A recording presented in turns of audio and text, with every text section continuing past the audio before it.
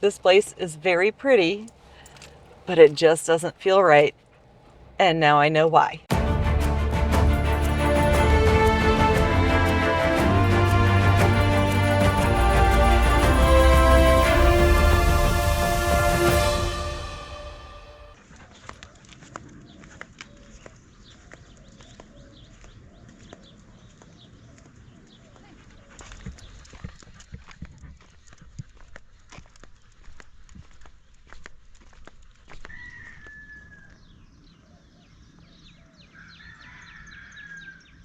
Good morning, folks, from El Triunfo in Baja California Sur, where there's a big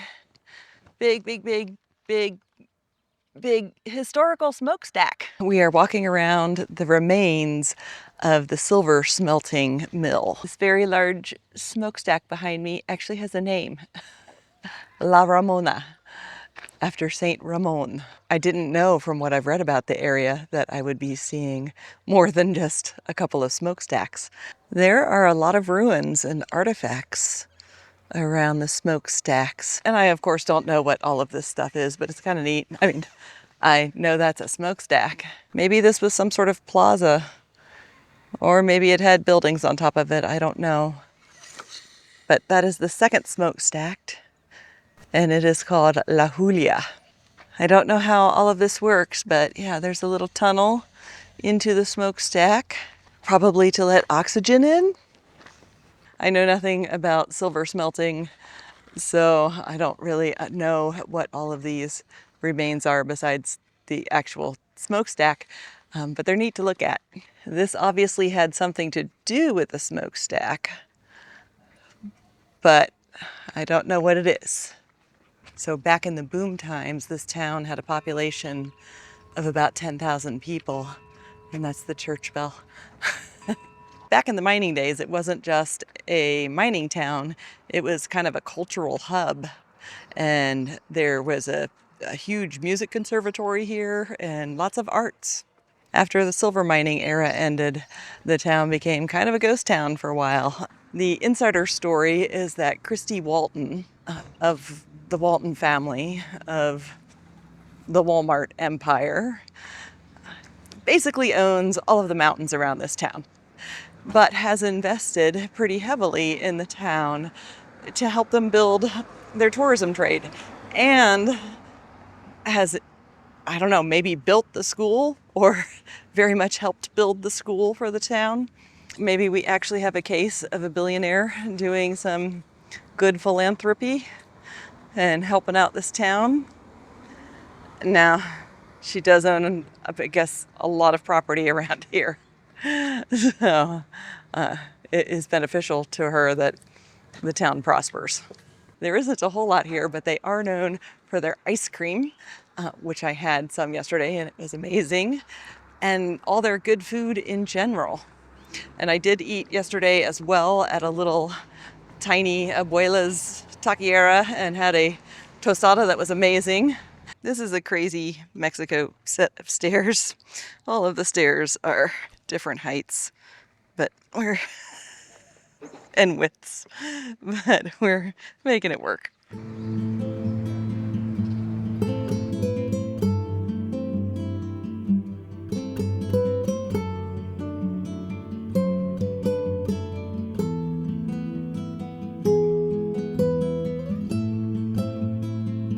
Wait a minute. Don't try to go down there, buddy. Oh, hang on. Oh, yeah. Danger. Hang on. There is actually water in this little canal. I mean, not a lot of water, which is a little unusual on the Baja Peninsula. A lot of places just don't have any water, and this place does. And no visit to a small Mexican town would be complete without going to see the church. This is Nuestra Señora de Guadalupe de El Triunfo.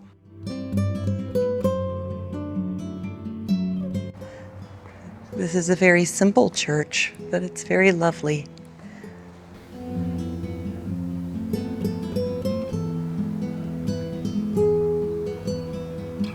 And there is Our Lady de Guadalupe. And you're going to see a lot of churches dedicated to the Lady of Guadalupe in Mexico. Story goes that she appeared to a young man, a very poor young man, indigenous man, in Mexico many years ago when he was sent on an impossible task to collect some flowers that didn't grow during whatever season it was, and he had this task that he had to do for, some rich baron or something, and he went to go collect them using his cloak, and they had these native made cloaks made out of cactus fibers and yucca fibers. He used this cloak to go gather these flowers, and he was able to gather these flowers, which was a miracle. Some things happened, and miraculously a picture of the Lady of Guadalupe appeared on the cloak. And I guess Mary told the fellow to build a church in a certain location, and he did, and that was in Mexico City, and that is where the cloak still resides. And I guess they've done some experiments trying to recreate the cloak, and they've all degraded over time, and that particular cloak is now like 500 years old or more, and it looks like it's brand new, so it's kind of neat. You were very patient.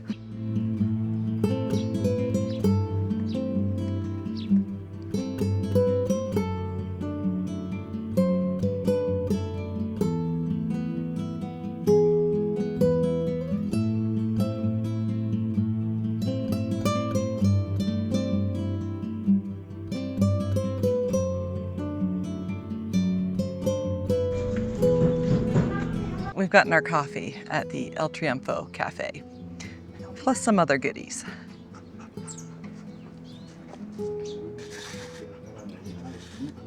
I mean, look at that.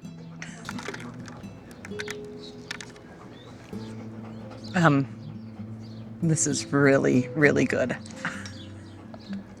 What a most excellent choice for breakfast. I also got some other stuff for later.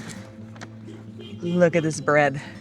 It weighs like 2 pounds. And the pièce de résistance is carrot cake. Carrot cake is never on my list of things that are like, ooh, I'm gonna go someplace and get their carrot cake. No, but this is amazing. It was recommended to me to come get the carrot cake, and it is well worth it. But that's not for breakfast. That's lunch. It's not time yet for the carrot cake. All right, guys, I think it's time to get back to the Jeep and start heading down the road.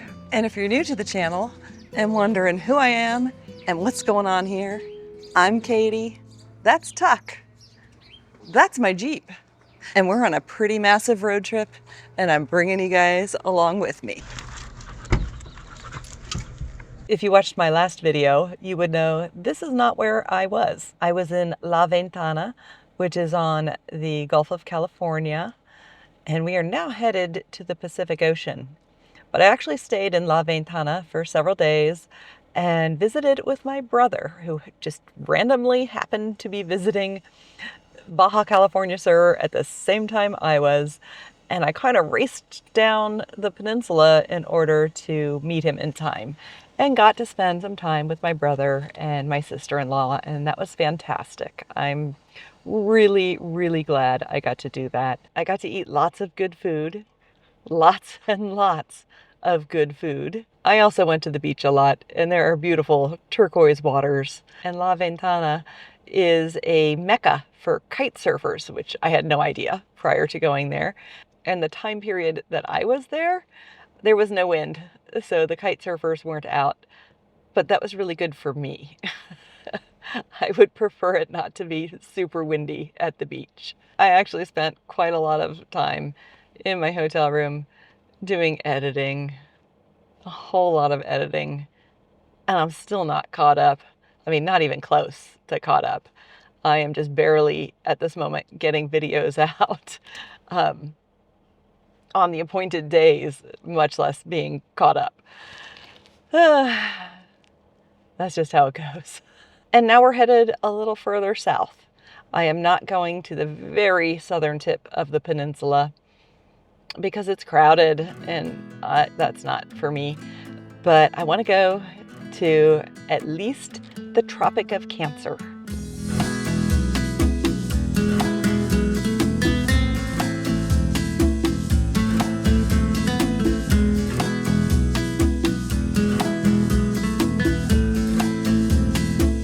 We've got a fair bit of highway driving to get south, but we do get a very nice view of Sierra de Laguna mountains as we're heading south. It's kind of hazy, but it's still quite nice. And in this part of Mexico, it is very rural in between towns. And it's so wonderful that they have not destroyed their beautiful desert. The towns are kind of far and few in between on the Baja Peninsula.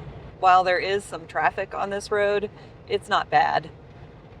And there's 4 lanes, which is really nice because you don't have to worry about people passing you in a no passing zone, which seems to be a thing that's just done a lot in Mexico. Like they don't follow the traffic rules. They make up their own, and they drive really fast.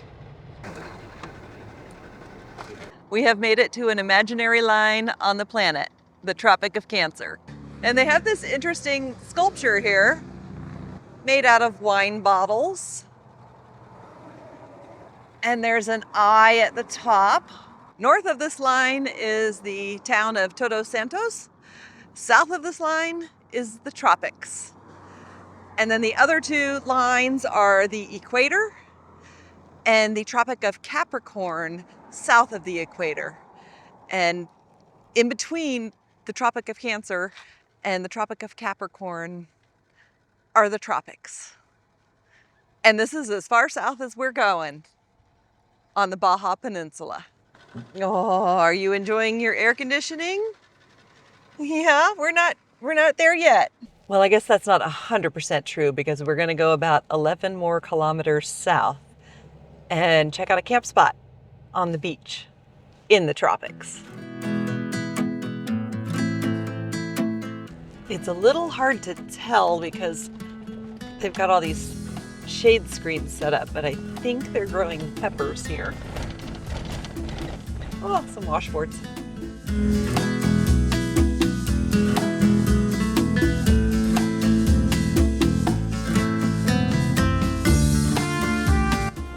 What do you think? It's a dirt road again. Kind of bumpy.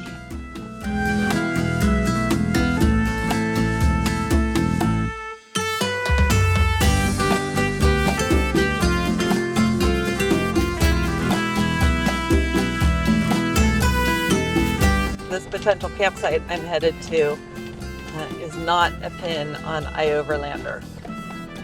It's a place that a local told me about. An expat local, but a local. I can't remember whether the fellow who told me about this place said that this is a swimming beach or not. There are a lot of beaches around Todos Santos that are not swimmable because they have swells that come right up to an embankment. And you could get in the water, but you could not get out. And I don't know if this beach is going to be one of the swimmable ones or not. But I guess we'll be finding out.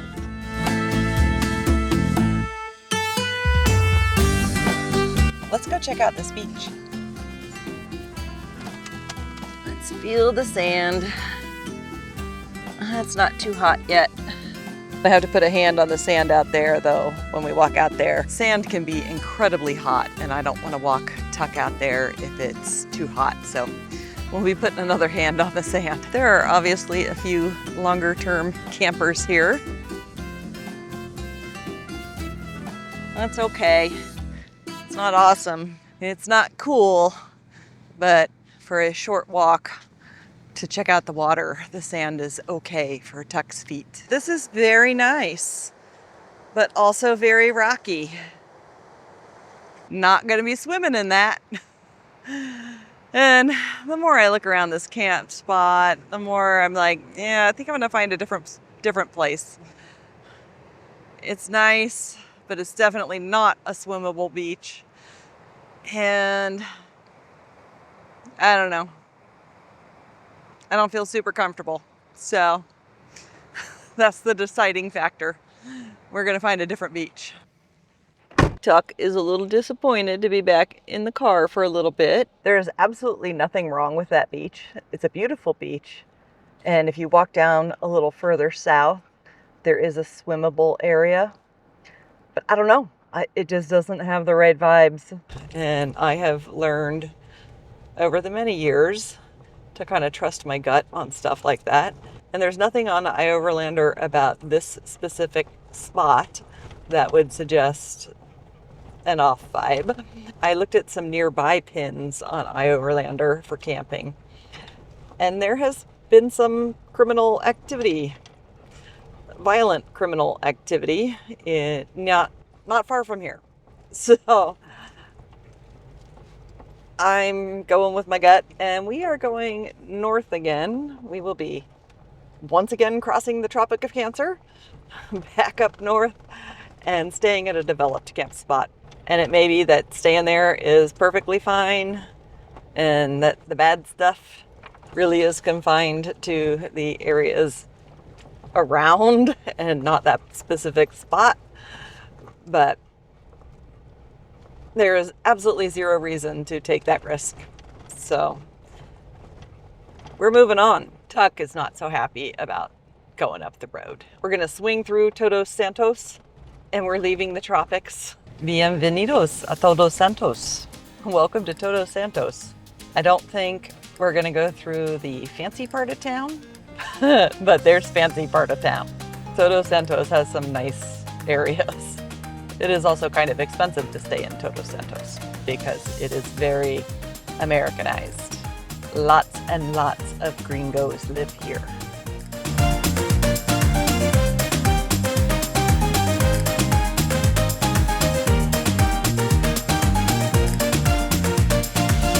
And it's very pretty, and it's right on the ocean, so I get it.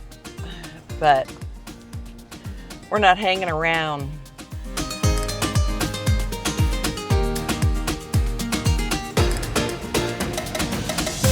Turn right onto Calle Benito Juarez to Todos Santos, La Paz. Todos Santos. Google Maps' Spanish pronunciation is worse than mine. Todos Santos. And check out these awesome sculptures. Way cool. Part of me kind of wants to stop for some lunch in Todos Santos, but one, it's going to be stupidly expensive, and parking is not so easy, and two, I just bought a carrot cake and good bread. So I don't need to stop for lunch, but there's some good eating spots here.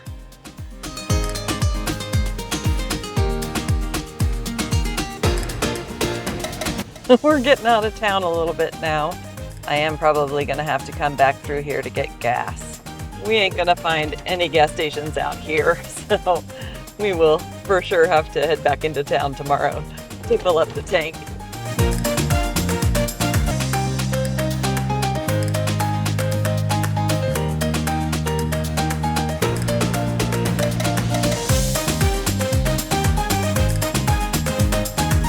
I am looking for a camping spot for the night.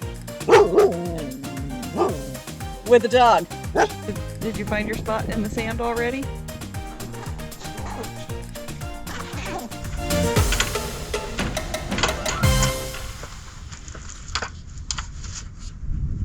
It's a little toasty, although there is a nice breeze blowing.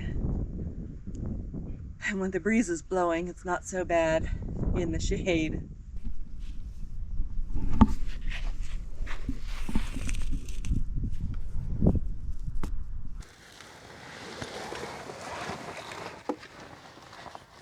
I don't want to put up the full tent, but I put up some shade, and I used my Turkish bath towels to give us a little additional shade. This is how it's going to go for a little bit. We're going to sit here in the shade and eat this heavenly carrot cake. This carrot cake is so good. Like, I am not a big carrot cake fan, and I would go out of my way to get this carrot cake. So if you ever find yourself in El Triunfo, get their carrot cake. I hear their cinnamon rolls are also quite divine.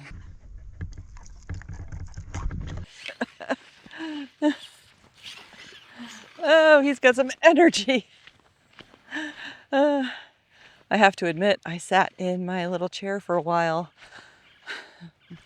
until the sun got lower in the sky and doom scrolled. And now the sand is cool enough for Tuck to walk on, so we are walking down to the beach. But look at this veritable jungle of a desert.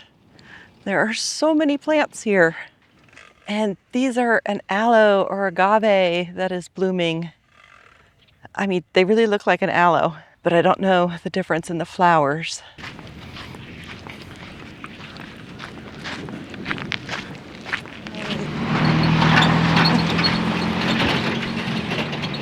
The dirt road we're walking up is like very busy. There have been, we're walking like 200 meters and there have been probably 8 cars, all going very fast because they want to cruise down fast down this kind of lonely dirt road.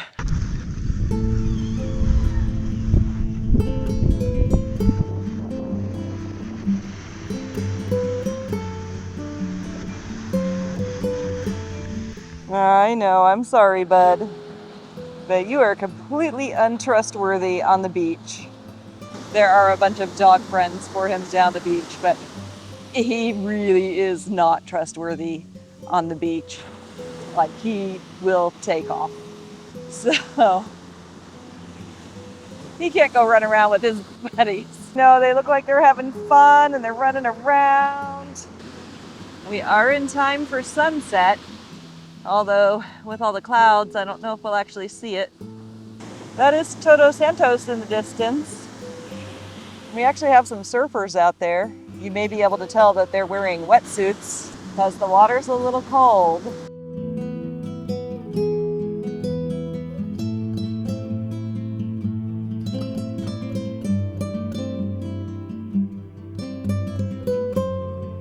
All right, guys, we're gonna take a walk on the beach for a bit because that actually does seem to be chilling him out a little bit because he has lots of things to smell and investigate, so he's not quite as determined to get to all the other dogs.